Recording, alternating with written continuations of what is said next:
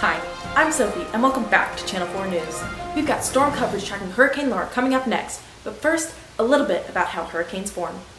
As we know, it's hurricane season, but do we know why these storms tend to occur from June through November out in the Atlantic? Hurricanes need water that's at least 50 meters deep and about 80 degrees Fahrenheit in order to form.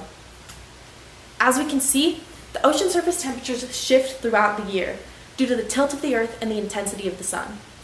During hurricane season, the Atlantic Ocean temperatures have shifted to be warm enough to fuel hurricanes. For us, this means that the current ocean temperature conditions were warm enough to cause Hurricane Laura to form. In fact, the extremely warm temperatures we're experiencing right now are causing Laura to become a very powerful storm. Most storms out in the Atlantic start as low pressure zones and thunderstorms off of the coast of Africa. The low pressure center causes warm, moist air to be sucked high into Earth's atmosphere. Due to Coriolis force, or the bending of the wind caused by the spin of the Earth, these storm systems start to rotate around that low pressure center, which is called the eye.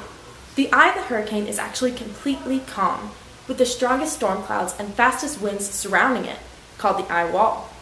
The rest of the hurricane is made up of bands of clouds that decrease in strength as they move out from the center. The airflow follows a path along a high to low pressure gradient. So as the hurricane moves across the ocean, it pulls warm, moist air up into the low pressure clouds, fueling the storm even more. As this air rises, it cools at the top and sinks back down, absorbing more moisture and heat from the surface of the water as it gets pulled back in and fuels the storm even more. This forms a self-sustaining system. The hurricane's path depends on ocean currents, wind patterns, and most importantly, surrounding pressure systems. This map shows the current wind conditions. You can see Hurricane Laura in the Atlantic, as well as the wind that's directing it towards the islands. These winds are actually caused by pressure systems. Wind will rotate clockwise and away from a high pressure zone. So if there's a high pressure system near a hurricane, it'll push the storm, directing its path. As we can see in this simulation, as the high pressure zone shifts, the hurricane changes path. Forecasters use pressure zones surrounding a hurricane to predict where it will go next. Once the hurricane makes landfall, it weakens since its access to warm, moist air above the ocean has been cut off. Now that we've seen the effects of pressure systems on the path of a hurricane, let's get back to storm coverage and take a look at the path of Hurricane Laura. As we can see, the storm is currently a Category 5 hurricane moving off the coast of Puerto Rico, which will begin to feel very strong winds, up to 160 miles per hour, starting early tomorrow morning. A high-pressure system in the Atlantic will push Hurricane Laura towards Hispaniola, making landfall there early Saturday morning.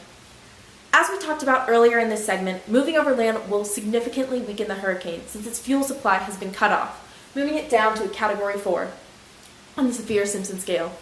Landfall in Florida will be early Monday morning, and the storm is expected to move up through the middle of the state, weakening significantly as it goes.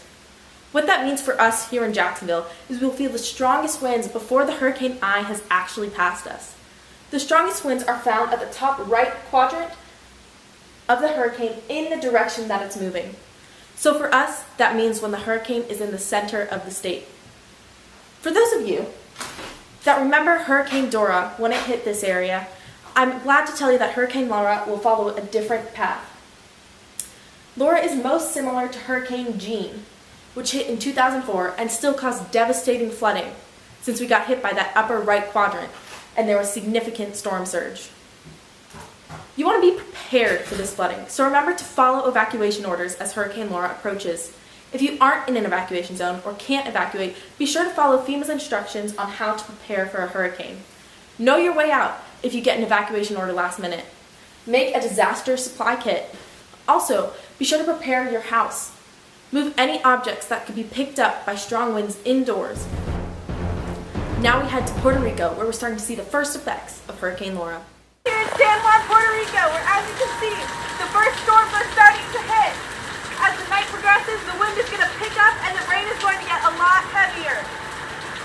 Even though the storm is set to pass north of the island, we recommend that everyone return to their homes because we still expect to see tropical storm force winds and heavy rain and possible storm surge of up to 1.5 feet. Be sure to grab your devices, grab your flashlights,